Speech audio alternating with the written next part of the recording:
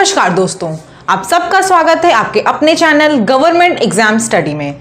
दोस्तों, जैसा कि आपकी लेखपाल की परीक्षा में अब ज़्यादा समय नहीं बचा हुआ है, तो हम लोग जो लेखपाल का एक क्विक रिवीजन कर रहे हैं उसी को लेकर यहाँ पर आई हूँ। बहुत ही इंपॉर्टेंट टॉपिक है जिसका एक ना एक प्रश्न जरूर आएगा। देखिए दोस्तों, यहाँ पर हम उसी टॉपिक का डिस्कशन करेंगे जिसमें से प्रश्न डेफिनेटली आने वाला है, और जो मैंने बोर्ड पे आपको दिख रहा होगा हो सकता है उतना क्लियर ना हो। जब मैं पढ़ाऊंगी तो साथ के साथ आपको बताते चलूंगी तो आपको वो चीज़ें दिखने लग जाएंगी। तो आपको मैं वही चीज़ें बताऊंगी जो एकदम 100% है कि आ ही सकती हैं, ठीक है।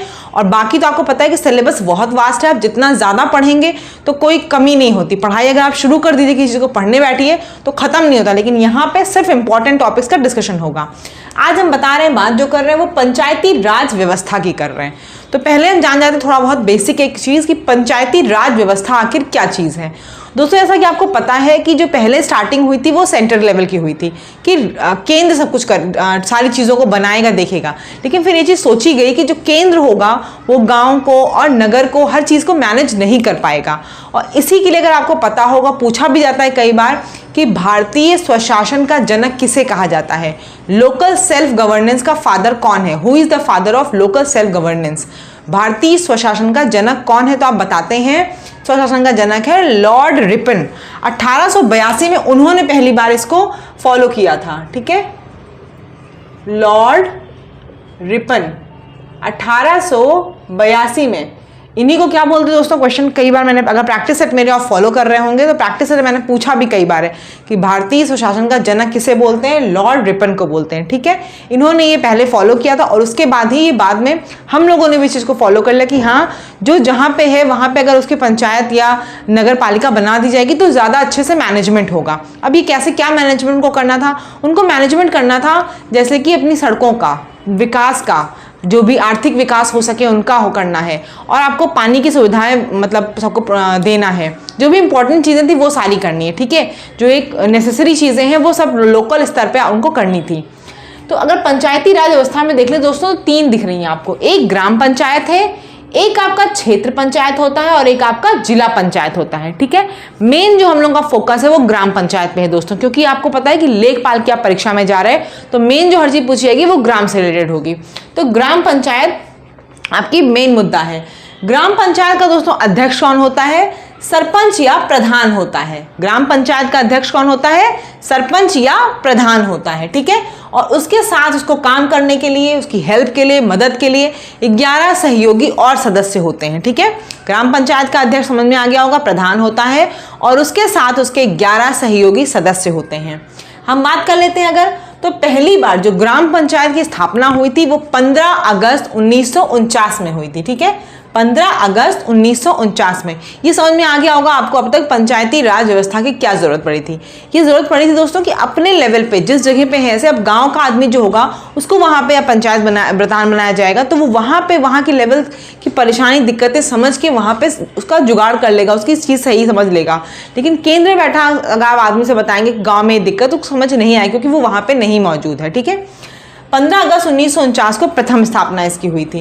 मतदाता, अगर आपसे पूछा जाए जो वोटर होता है उसकी न्यूनतम आयु कितनी होनी चाहिए, कौन वोट दे सकता है, तो वही सेम जो मेन इलेक्शन में होती है वही पंचायत के लिए भी होती है। प्रधान के चुनाव के लिए जो मिनिमम न्यूनतम आयु होती है वो 18 वर्ष होती है, ठीक है। और प्रधान जो बन सकता है, कौन प्रधान बन सकता है? 21 वर्ष से ऊपर का कोई भी व्यक्ति प्रधान के चुनाव के लिए खड़ा हो सकता है। आप सभी लोग गांव से बिलोंग करते होंगे, ज़्यादातर लोगों को जानकारी होगी।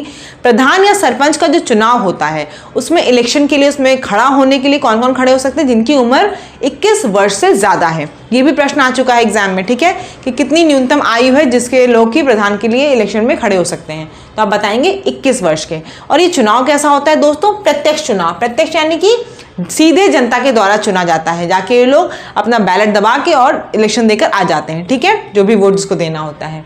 तो प्रत्यक्ष चुनाव होता है। प्रधान के साथ साथ उप प्रधान भी होता है, ठीक है। उप प्रधान का चुनाव कैसा होता है? जो पंचायत के चुने हुए सदस्य होते हैं उनके द्वारा किया जाता है उप प्रधान का चुनाव, ठीक है। उप प्रधान का चुनाव किसके द्वारा किया जाता है? पंचायत के जो चुने हुए सदस्य होते हैं उनके द्वारा किया जाता है। पंचायत की बैठक देख लेते हैं दोस्तों, क्योंकि इससे रिलेटेड कई क्वेश्चन मैंने देख लिए प्रैक्टिस सेट में आए हैं, इसलिए बता रही हूँ। पंचायत की बैठक जो है हर महीने में कम से कम एक बार होनी ही चाहिए, ठीक है। हर महीने में कम से कम एक बार होनी चाहिए। दो बैठकों के बीच में 2 माह से अधिक का अंतर नहीं होना चाहिए। जो 2 बैठक है यानी उनमें से 2 माह से अधिक का अंतर नहीं होना चाहिए। क्वेश्चन पूछा जाता है आपसे कि जो ग्राम पंचायत की बैठक है उसकी 2 बैठकों के बीच में कितने महीने का अंतर नहीं होना चाहिए, तो आप बताएंगे 2 महीने से ज्यादा का अंतर नहीं होना चाहिए। 2 महीने के बीच में ग्राम पंचायत की बैठक हो जानी चाहिए। ठीक है, प्रथम बैठक जो होती है वो कब होती है? ग्राम पंचायत के गठन के 30 दिन के भीतर। यानी कि जैसे आपका इलेक्शन हुआ उसके बाद ग्राम पंचायत में प्रधान पता ही चल गया कौन है, उनके गठन के ग्राम पंचायत का गठन हो गया, उसके 30 दिन के भीतर पहली बैठक हो जाती है ग्राम पंचायत की। ठीक है, कितने दिन के भीतर? 30 दिन के भीतर पहली बैठक हो जाती है। देखिए, ऐसा इंपॉर्टेंट फैक्ट्स है जो एग्जाम्स में आते हैं, मैं उन्हीं का रिवीजन करा रही हूँ, बाकी मुझे पता आप सब पढ़ चुके होंगे। पूरा अगर पढ़ाने बैठेंगे तो बहुत टाइम लगेगा, क्विक रिवीजन होना है ये। सचिव कौन होता है? वीडीओ होता है। ग्राम पंचायत का सचिव कौन है? वीडीओ, ग्राम विकास अधिकारी। आप में से कई लोग अभी एग्जाम देंगे जो 2018 वाला है, तो वीडीओ जो होता है ग्राम विकास अधिकारी वो पंचायत का सचिव होता है। और ये इस समय 5 ग्राम पंचायतों का कार्य देखता है। कितने ग्राम पंचायतों का? 5 ग्राम पंचायतों का कार्य देखता है। इसी तरह मोटा मोटा हम क्षेत्र पंचायत, जिला पंचायत को देख लेते हैं। क्षेत्र पंचायत का सचिव जो होता है वो बीडीओ होता है, ब्लॉक डेवलपमेंट ऑफिसर, खंड विकास अधिकारी। ठीक है, वो आपका बीडीओ होता है। इसमें क्या होते हैं? इसमें आपके प्रमुख, उप प्रमुख और तथा सदस्य होते हैं। तो क्या होता है दोस्तों, क्षेत्र पंचायत में सदस्यों का चुनाव डायरेक्ट होता है, यानी कि प्रत्यक्ष निर्वाचन वहां भी होता है, लेकिन किसका होता है? सदस्यों का होता है। सदस्यों को जनता चुनती है, उसके बाद सदस्यों के भीतर में से ही सदस्य अपने आप में से ही एक उप प्रमुख और प्रमुख को चुनते हैं। ठीक है, जिला पंचायत में क्या होता है दोस्तों? वहां भी जो सचिव होता है उसको बोलते हैं मुख्य विकास अधिकारी। सचिव को क्या बोलते हैं? मुख्य विकास अधिकारी बोलते हैं। और वहां भी क्या होता है दोस्तों? वहां भी सदस्यों का चुनाव तो प्रत्यक्ष होता है, उसके बाद जो अध्यक्ष और उपाध्यक्ष होते हैं उनका क्या होता है चुनाव? उनका चुनाव आपस में सदस्यों द्वारा ही किया जाता है। समझ में आ गई बात? यहां पर भी, क्षेत्र में भी और जिला में भी, दोनों में सदस्यों का चुनाव प्रत्यक्ष निर्वाचन के साथ ही होता है, लेकिन उसके बाद जो प्रमुख और उप प्रमुख या फिर अध्यक्ष और उपाध्यक्ष होते हैं उनका चुनाव सदस्य को द्वारा किया जाता है। ठीक है, सदस्य आपस में चुन लेते हैं कि कौन बनेगा। ठीक, अब ये बहुत इंपॉर्टेंट जो चीज मैं दिखने आ रही हूँ, बहुत इंपॉर्टेंट, मतलब इसमें से प्रश्न ना आए ऐसी गारंटी है कि ऐसा होगा ही नहीं, प्रश्न आए, डेफिनेटली आएगा। पंचायतों का चुनाव राज्य निर्वाचन आयोग के द्वारा 1995 से कराया जा रहा है। कब से कराया जा रहा है दोस्तों? राज्य निर्वाचन आयोग के द्वारा 1995 से कराया जा रहा है। जैसे कि मैंने बताया, जो ग्राम पंचायत है वो पहली जो स्थापना थी वो 1949 में ही हो गई थी, 15 अगस्त 1949 में हो गई थी, लेकिन संवैधानिक उसको दर्जा नहीं मिला हुआ था। ठीक है, जब संवैधानिक दर्जा मिल गया उसका निर्वाचन होने लगा कि अब इलेक्शन होगा, जैसे कि स्टेट में और सेंटर में हो रहा था वैसे ही अब इलेक्शंस आपके गांव में भी होने लगे थे। तो वो जो हुआ कब से हुआ? 1995 से राज्य निर्वाचन आयोग द्वारा कराया जा रहा है। अब अगर बात करें कि 73वां संविधान संशोधन 1992, 73 कॉन्स्टिट्यूशनल अमेंडमेंट 1992 के द्वारा इसको संवैधानिक दर्जा दिया गया। पंचायती राज व्यवस्था को संवैधानिक दर्जा कब मिला है? 73rd constitutional amendment 1992। ठीक है, हिंदी में बोलेंगे 73वां संविधान संशोधन 1992। इसकी वजह से क्या हुआ है? पंचायती राज को आप बताएंगे संवैधानिक दर्जा मिला। ठीक है, उसके बाद अगर पूछा जाए उसके अंदर 11वीं अनुसूची में पंचायती राज को जगह दी गई। कौन सी अनुसूची में? 11वीं अनुसूची में। ये सब तो रट लीजिए एकदम। 11वीं अनुसूची में पंचायती राज को संवैधानिक दर्जा मिला। और इसके अंदर क्या लिखा हुआ, कई बार पूछा भी आता कि पंचायत में कितने विषय मिले, पंचायती राज व्यवस्था को कितने विषय दिए गए? दोस्तों 29 विषय दिए गए हैं। आप सोचेंगे विषय क्या है? वही जो मैंने शुरुआत में आपको बताया था। इन विषयों में आपका सड़क होगा, पानी, पीने का पानी होगा, ठीक है, और आपका आर्थिक विकास होगा, जो भी गांव से रिलेटेड कृषि का विकास है, उन सब चीज़ों की जो पूरी फंडिंग, बजट, जितना भी गांव में बजट लगना है, ठीक है, कोई नई आपकी स्कीम आई है, कोई नई योजना बनानी है, वो सब किसमें है? सब इस विषय में लिखी हुई है। ठीक है, 29 विषय के अंतर्गत आती है। 11वीं अनुसूची में क्या है आपका? पंचायती राज व्यवस्था। उसके अंदर पूछा है कितने विषय मिले हैं, तो 29 विषय मिले हैं। ठीक है, डीपीएसपी यानी कि आपका directive principles of state policy, जो राज्य के नीति निदेशक तत्व हैं, उसमें भी आर्टिकल 40 के तहत ये लिखा हुआ है कि राज्यों को पंचायतों की स्थापना करानी होगी। ठीक है, जो राज्य के नीति निदेशक तत्व हैं वहां भी क्या लिखा हुआ है? आर्टिकल 40 के तहत राज्यों को पंचायतों की स्थापना करानी होगी। ठीक है, राज्यों को पंचायतों की स्थापना। तो अगर आपसे ये पूछा जाए कि डीपीएसपी में क्या पंचायतों के लिए कुछ प्रोविजन है, तो आप बताएंगे बिल्कुल है। आर्टिकल 40 में लिखा हुआ है कि राज्यों को पंचायतों की स्थापना करनी होगी। अब हम बात कर लेते हैं भाग 9 में, क्योंकि संवैधानिक दर्जा मिल गया है, तो संवैधानिक दर्जा मिला है तो कौन सा क्या क्या है, एक अनुसूची मिली है, वो कौन सी है 11वीं, विषय कितने हैं 29, और भाग जो पार्ट है वो कौन से हैं आपके पार्ट 9। भाग 9 में आर्टिकल 243 का से 243 रा, ठीक है, आर्टिकल 243 का से 243 रा तक भाग 9 में पंचायती राज को संवैधानिक दर्जा दिया गया। मेरे ख्याल से इतनी चीजें आपको आती होंगी, सिर्फ हम यहाँ पर रिवीजन कर रहे हैं, नहीं आती तो आप इनको लिखते चलिए, मैं इसकी पीडीएफ आपको टेलीग्राम पे प्रोवाइड करा दूंगी। पंचायतों की जो त्रिस्तरीय प्रणाली है वही अभी भी लागू हो रही है, और वो आपकी 1961 से 62 में लागू की गई थी, ठीक है, 1961 से 62 में त्रिस्तरीय प्रणाली दी गई थी, और इसी व्यवस्था को हम अभी तक फॉलो करते आ रहे हैं।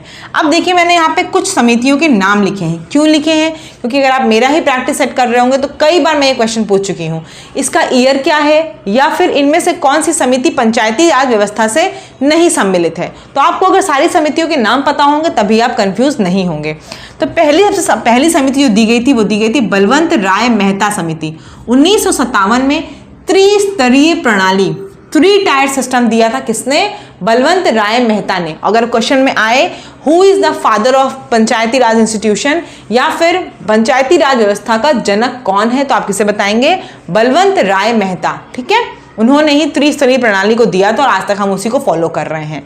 उन्होंने ही दिया था कि आप पहले ग्राम, फिर मध्य और फिर जिला लेवल पे बनाइएगा पंचायती राज। दूसरी समिति जो थी दोस्तों वो अशोक मेहता की थी, 1977।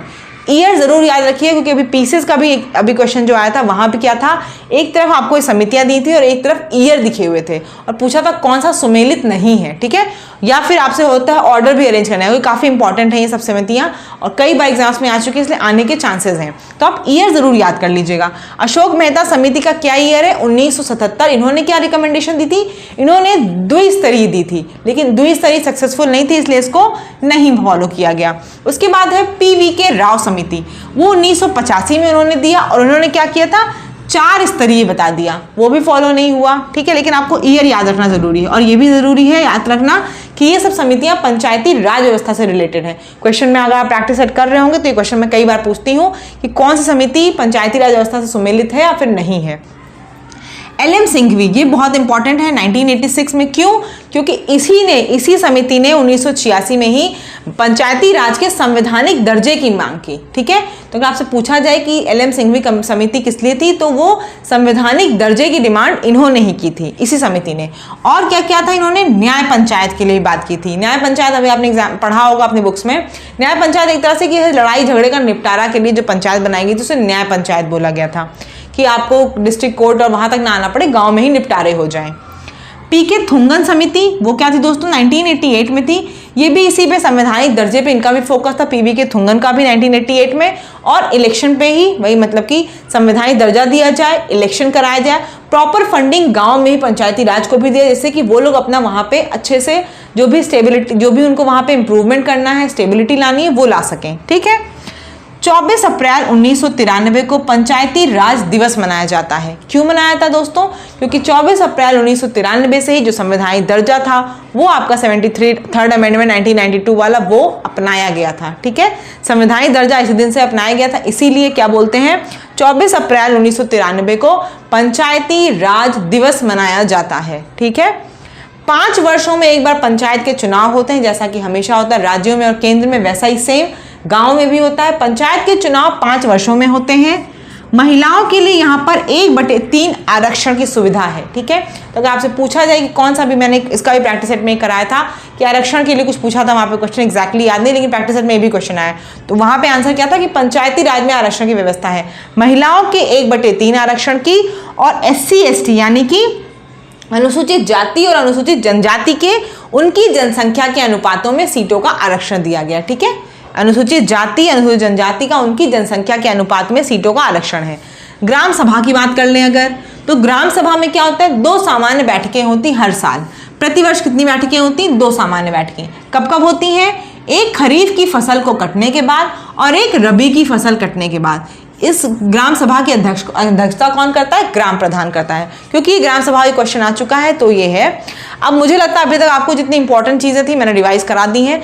आपसे एक क्वेश्चन बस देते हुए जा रही हूँ, उसको आप कमेंट सेक्शन में मुझे जरूर बताइएगा कि एक तो दिल्ली यूनियन टेरिटरी जो आपकी है, संघ प्रशासित प्रदेश आपका, वहां पर क्या है? वहां पर पंचायती राज नहीं है। और कौन कौन से राज्य हैं आपको बताना है, कितने राज्य हैं भारत में जहां पर पंचायती राज व्यवस्था लागू नहीं है, मुझे उनके नाम बताइएगा, कितने हैं ये बताइएगा। ठीक है दोस्तों, चैनल पे अगर नए हो, सब्सक्राइब नहीं किया है तो जरूर कर लीजिएगा। जो भी आपकी क्वेरी है वो पूरी की जाएगी और जल्द से जल्द 24 तक कोशिश करी जा रही है क्विक रिवीजन आपका ग्रामीण परिवेश का तो डेफिनेटली करा दूं। बाकी भी टॉपिक्स की मैं कोशिश कर रही हूं कराने की। धन्यवाद।